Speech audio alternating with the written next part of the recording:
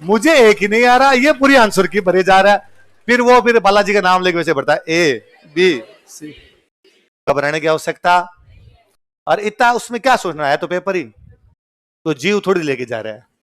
बात सुनना देखो, है ना, घर पे बैठ के एक तो अपने जितने टेस्ट हुए हैं उन सब की आंसर की पढ़ना। आपको आंसर की दी हुई है, उसमें कोई जोर नहीं आएगा, आंसर की पढ़ी है, क्योंकि वो आंसर की नहीं है, वो आपके पूरे सिलेबस का रिवीजन है। वो अपने जो भी टेस्ट है वो टेस्ट आपके एक एक टॉपिक को कवर कर रहे हैं।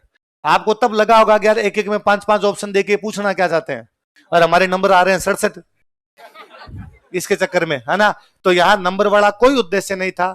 यहां मैंने कभी नहीं देखा, यहां पर मैंने टेस्ट सीरीज में कम नंबर आने वालों के सिलेक्शन देखे, टेस्ट सीरीज को टॉप करने वालों के नंबर कम आते देखे। मैंने कई बार तो उनको आउट होते देखा है। तो इससे कोई फर्क नहीं पड़ता, है ना, कि भाई आपके यहां पर कितने नंबर है। उन 3 घंटों के दौरान हमारा प्रदर्शन क्या रहता है, उसमें सबसे अधिक डिपेंड करता है 2-3 बातें। एक तो ये जितने भी टेस्ट हुए इनकी जितनी आंसर की है ये सारी की सारी पढ़ना, जितनी आंसर की है वो सारी की सारी, है ना, केवल आंसर की पढ़ने। आप रैंडम कभी भी, मैं कह रहा हूं आपका पढ़ाई में मन नहीं लग रहा और आपको लग रहा है यार अब पढ़ते पढ़ते बोर हो गया मैं, तो आंसर की लेके तो पढ़ाई जा सकता है। याद करने की चीज नहीं, आपका दिया हुआ टेस्ट है, आपका देखा हुआ टेस्ट है, आंसर की पढ़नी है उसकी। ये जितनी आपकी ये क्लासें ली गई हमारे द्वारा, रिवीजन क्लास है, 2 की स्पीड में 3 की स्पीड में जितना भगा सकते हो उतना भगा भगा के, है ना, जितना आप कर सकते हो उतना। मेरे वाले तो मत करना, है ना, क्योंकि मैं ऐसे ही भागता ही रहता हूं। और अपेक्षा हमने जो पढ़ रखा उसको बार बार पढ़ लिया जाए, उसको बार बार पढ़ लिया जाए। करंट इकोनॉमिक सर्वे आपका पढ़ा हुआ है, आपके क्वेश्चन गलत भी नहीं हो रहे, और पढ़ लो उसको, ताकि क्वेश्चन उसका गलत होने की कोई भी संभावना ना। रीजनिंग आपकी पढ़ी हुई है, अपने लगता है रीजनिंग के सवाल तो हो ही जाएंगे एक बार कोई, और जितने पेपर अब तक हुए हैं अपने, उन पेपर में जो जो रीजनिंग के क्वेश्चन पढ़े हैं वो एक दिन बैठ के सारे निकाल दो। अलग अलग टॉपिक, एक एक टॉपिक एक एक सवाल तो मिल ही जाएगा, एक एक टॉपिक क्लियर हो जाएगा, तो एक बार अपने दिमाग की सारी चीजें निकल जाएगी कि हाँ ये बातें अपने उस किताब से होता क्या है, उस दिशा वाली किताब से या कोई भी जो पुरानी किताब, कोई भी किताब है इसमें पुराने क्वेश्चन आंसर दिए हुए, जब वो आप निकालते हो तो उसमें एक क्वेश्चन 5 बार रिपीट हो रहा है। कितनी बार रिपीट हो रहा है, वो याद हो जाता है, क्योंकि वो पहले दिया हुआ है। राजस्थान सेवा संघ की स्थापना कहां की गई, वर्धा। अगला क्वेश्चन दिया, वर्धा में विजय सिंह पथिक ने राजस्थान सेवा संघ की स्थापना कब की, 1919। अगला क्वेश्चन दिया, 1919 में वर्धा में राजस्थान सेवा संघ की स्थापना किसने की, विजय सिंह पथिक। अगला क्वेश्चन दिया, विजय सिंह पथिक और रामनारायण चौधरी ने मिलकर राजस्थान सेवा संघ कहां बनाया था, वर्धा। अगला क्वेश्चन दिया, अर्जुन लाल सेठी ने वर्धा में किसके कहने पर राजस्थान सेवा संघ बनाया था, महात्मा गांधी। अगला दिया, राजस्थान सेवा संघ का मुख्य समाचार पत्र कौन सा था, नवीन। इतनी बार राजस्थान सेवा संघ के आपको वैसे याद हो जाएगा, वो रिपीट कर रहा हूं उन चीजों को, क्योंकि वो और अधिकतम संभावना रहती है कि पुराने आए हुए क्वेश्चन में से क्वेश्चन आ जाए। हम तो आईएएस वाला जब भी पेपर देते, दिलीप सर हमेशा कहते हैं कि और कुछ भी नहीं करना, सारे पुराने पेपर निकाल लेने। और इन कितने 9 दिन है, 9 दिन मान लो, आज का चले गया 9 दिन मान लो, 9 दिन के अंदर ये काम आराम से किया जा सकता है। आपको यूं लेके बैठ गए कि भाई मेरा ये सब्जेक्ट एकदम नहीं पढ़ा हुआ और मैं इसको पढ़ लूं, नहीं होगा। उसकी अपेक्षा उसमें कुछ टॉपिक देख लेना जो आपको लगे कि हाँ यार एकदम तो नहीं छोड़ के जाऊं, कुछ टॉपिक ऐसे हैं जिनसे लगातार क्वेश्चन आ रहे हैं, वो भी पुराने पेपर देखना, जो लगातार क्वेश्चन आ रहे हो उन टॉपिक को एक बार पढ़ लेना। बाकी सारी की सारी आंसर की पढ़ना, सारी की सारी ये क्लासेस देखना। पेपर बेहद सरल आता है, बेहद सरल आता है, इसकी हद नहीं कोई।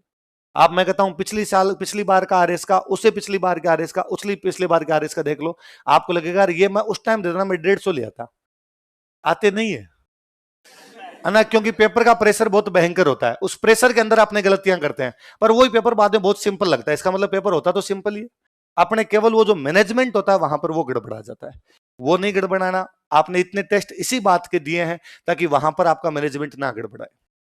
इस बार 5 वो ऑप्शन वाला है, थोड़ा उसका ध्यान रखना कि किसी प्रकार से वो सवाल गलत नहीं। और यदि शुरुआत के 10-12 क्वेश्चन ना आए, पीछे से शुरू कर लेना, है ना। कई बार मैंने बहुत सारे बच्चों के साथ देखा कि शुरुआत में राजस्थान पॉलिटी के क्वेश्चन आ गए, और राजस्थान पॉलिटी के आजकल अजीब अजीब से और पूछते हैं, इनमें से कौन सा आदमी आदमी भी था, लुगाई भी था, है ना,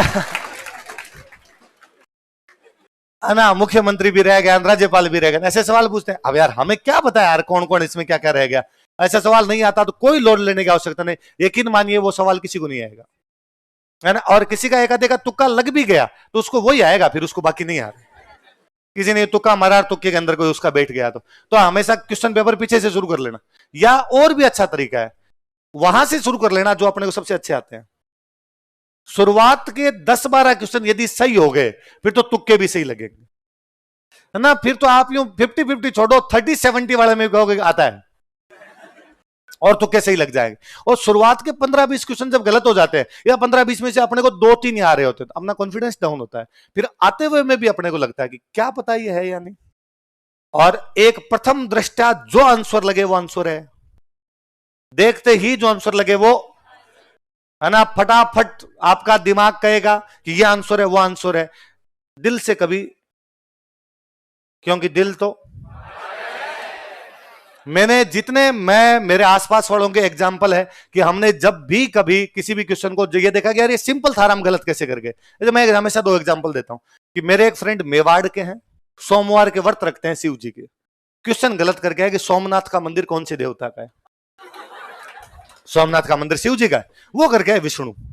तो मैंने पूछा उनसे कि यार आप मेवाड़ी हो, सोमवार के व्रत रखते हो, आपको पता है सोमनाथ शिव जी का है, तो फिर आप विष्णु क्यों करके। अरे का मैं तू देख ये पेपर देख, मेरा टिक इसमें शिव लगाया हुआ है। वो तो जब मैं आंसर की भर रहा था तब मैंने वापस सोचा और मैंने कहा इतना इजी होता तो आरपीसी पूछती। इसका मतलब कोई ना कोई लॉजिक तो है। तो क्या लॉजिक हो सकता है, तो शिव जी का नहीं है, तो शिव जी का नहीं है, फिर दूसरा। तो फिर मुझे लगा शिव जी वाली मूर्ति तोड़ दी होगी गजनवी ने, तो बाद में दूसरी मूर्ति किसकी रख सकते हैं, विष्णु। एक 2012 के प्रीलिम से ठीक पहले मेरे एक रूममेट को मैंने घर पे मिडिवल पढ़ाई, मिडिवल इंडिया, तब हमारा हिस्ट्री ऑप्शनल हुआ करता तो उसमें पढ़ते। तो मैंने उनको याद करवाया कि दीवाने अर्ज रक्षा विभाग को कहते हैं, सेना विभाग जो था उसको क्या बोलते हैं, दीवाने अर्ज। और ये बलबन ने बनाया था। किसने बनाया था। और मैंने कहा लिख लो ये एग्जाम में पक्का आएगा। और वो हर साल रिपीट होता था भाई, को 3 साल में 2 बार आ ही जाता था, एक आधी बार नहीं होता। तो 90% संभावना 80% संभावना रहती है कि दीवाने अर्ज पक्का पूछ लेंगे कि दीवाने अर्ज आएगा। दीवाने अर्ज क्या होता है, सैनिक विभाग। और किसने बनाया था, बल। एक बात मैंने ये बताई। अब चूंकि मैं उनको सब्जेक्ट घर पे बैठ के पढ़ा रहा था, तो मैंने एक बात और बताई कि सल्तनत का सबसे महत्वपूर्ण राजा अलाउद्दीन खिलजी था। अलाउद्दीन खिलजी का पक्का पक्का क्वेश्चन आएगा, इसलिए अलाउद्दीन खिलजी ढंग से पढ़ लो।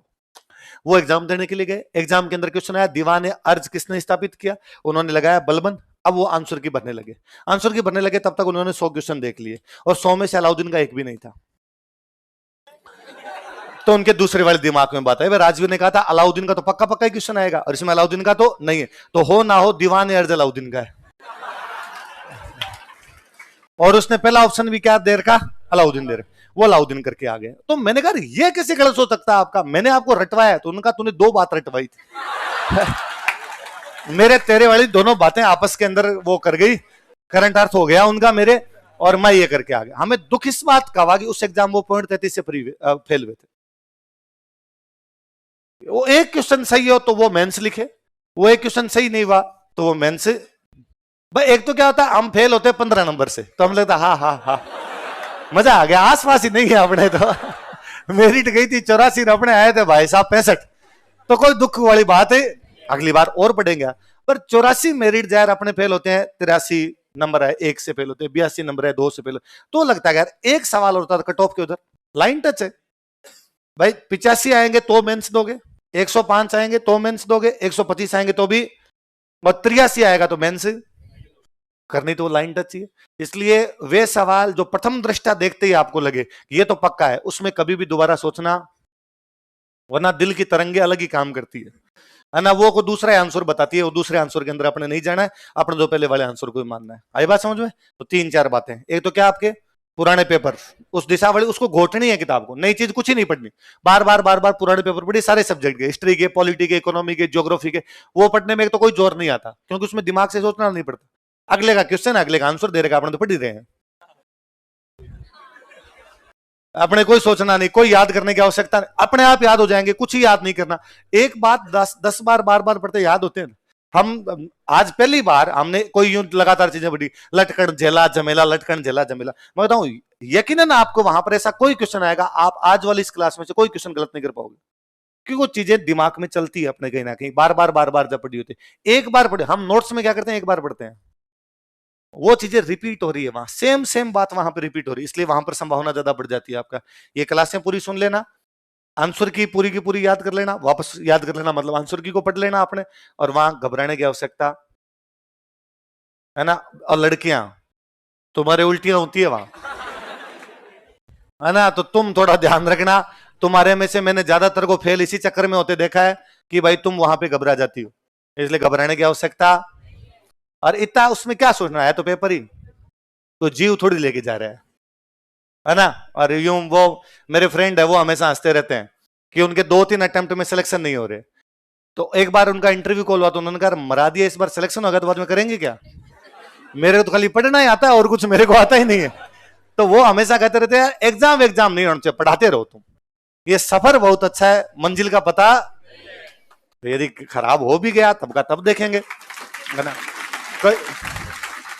कई बच्चे इस बात को सोच सोच के टेंशन में आते रहते हैं, खराब हो गया तो, खराब हो गया तो, मेरा पेपर बिगड़ जाएगा तो के कोई इलाज नहीं। अभी गाड़ी लेके निकलूं और बचीड़ खा जाऊं किसी में, हाँ कल मिले नहीं तो का क्या है। तो हम ये, मेरे को एक दिन मैं कहीं जा रहा था तो मेरे साथ वाले ने किसी ने कहा लिफ्ट में नहीं जाते। मैं क्यों? कब बॉम्बे में कल एक लिफ्ट गिर गई, उसमें 5 आदमी मर गए, तो मैं बस में भी नहीं चढ़ना चाहिए। पक्का भारत में कहीं ना कहीं बस का एक्सीडेंट जोर जोर से हंसना भी नहीं चाहिए, क्या पता ऊपर का ऊपर नीचे का नीचे रह जाए। भाई क्या क्या नहीं करेंगे ऐसे, इसलिए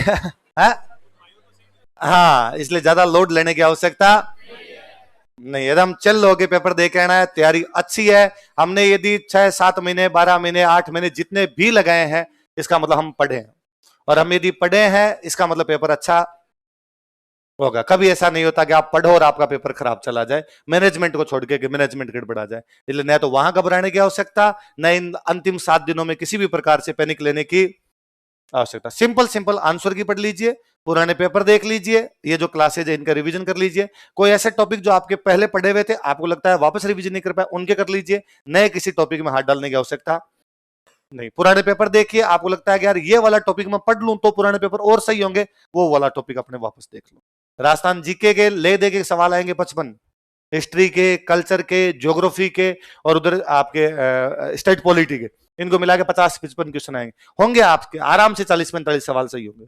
बहुत इजी इजी इजी इजी सवाल आते हैं। पॉलिटी इकोनॉमी वापस रिवीजन कराई थी और कुछ नहीं पढ़ना, केवल रिवीजन वाली। विकास सर 45-50 पन्ने दे के गए होंगे, विजय सर कुछ बता के गए होंगे, इतना ही। मुकेश सर ज्योग्राफी का करवा के गए होंगे। 3 बड़े बड़े subject, polity, economy, geography, Rajasthan, ये सबसे बड़े सब्जेक्ट है, इनका आपने हो रखा है। इकोनॉमिक सर्वे करंट का वापस हुआ ही, पढ़ो तो भी इन 7 दिन में इकोनॉमिक सर्वे करंट पढ़ना, क्योंकि वो चीजें अपनी पहले नहीं पढ़ी हुई, वो पूर्व ज्ञान तत्व ज्ञान नहीं है ना। ये चीजें तो पूर्व ज्ञान के आधार पर होती है, वो चीजें हमने एक बार अभी पढ़ी थी, नहीं नहीं अभी अपने सामने आई थी, उनको बार बार और पढ़ लेना ताकि वहां वाले क्वेश्चन गलत है। और मानिए आप ही पढ़ते हैं ये करंट और इकोनॉमिक सर्वे इतना, बाकी लोग नहीं पढ़ते। लोग ट्रेडिशनल, मैं तो हमेशा कहता हूँ ये इकोनॉमिक सर्वे वाली तो लाने वाले विकास जी है। मैं हमेशा विकास जी कहता रहता हूं कि यार आपके चक्कर में आरपीसी की मेरिट बढ़ गई। यदि आप ये इकोनॉमिक सर्वे नहीं पढ़ाते तो मेरिट बाबड़ी जाती 65। इतने होते थे बच्चों से सवाल। मेरे को याद है फर्स्ट टाइम जब 2013 में आरएस का पेपर हुआ था, उसमें गर्ल्स की मेरिट गई थी शायद कोई 69 59 59 एक 69 कोई थे, और वो तो मेरे दोस्त की सिस्टर और यहाँ पे तैयारी करती थी, तो उसने 2012 का प्रीलिम्स दिया था, 2012 वाले प्रीलिम्स में उसके 3-4 नंबर से नहीं हुआ सिलेक्शन। तो उसने तब मेरे से पूछा कि भैया क्या करना चाहिए, मैं तो दोबारा तैयारी कर, इस बार कम टाइम मिला तुझे, नई नई तो आई थी। और फिर जब हिस्ट्री वालों में ये भी होता था कि उनमें जो जितनी ज्यादा हिस्ट्री पढ़ा वो भूमिया हो रखा है। भाई मैं हिस्ट्री पढ़ रहा हूँ, वो सेम सब्जेक्ट 10 साल से पढ़ रहा हूँ, तुम 8 से पढ़ रहे हो, तुम 6 से पढ़ रहे हो, तो मैं तुमसे ज्यादा जानता हूँ, यकीनन ज्यादा जानता हूँ उसमें। तो मैंने कहा इस बार तुम वापस तैयारी कर। उस बार उसकी तैयारी भी ठीक थी, टेस्ट सीरीज में नंबर भी ठीक ही आते थे। वहां पेपर में वो घबरा गई, उसके कोई नंबर बहुत कम से बन रहे, तो उसने शाम को मेरे को फोन किया कि भैया पेपर तो ऐसा ऐसा हुआ है। तो मैंने कहा तू इतने साल भर हो गए पढ़ते हुए, 2 साल हो गए तेरे को पढ़ते हुए, और तेरे नंबर इतने से आ रहे हैं, अब इससे सिलेक्शन तो होगा नहीं, अब मेंस की अपने रहने दे, तेरी कोचिंग हो ही रखी है, घर चली जा और घर पे जाके अपने मेंस की तैयारी कर लेना। तो उसने कहा मैं घर पे जाके वापस अगले अटेम्प्ट की तैयारी कर। तो उसने भैया अगले अटेम्प्ट की तो क्या करूँ, अब तुम फर्स्ट ग्रेड कर लेती हूँ, सेकंड ग्रेड कर लेती हूँ, वो देख ले, अब तू घर चली जा। वो चली गई वापस, महीने भर बाद रिजल्ट है उसका, प्री हो गया।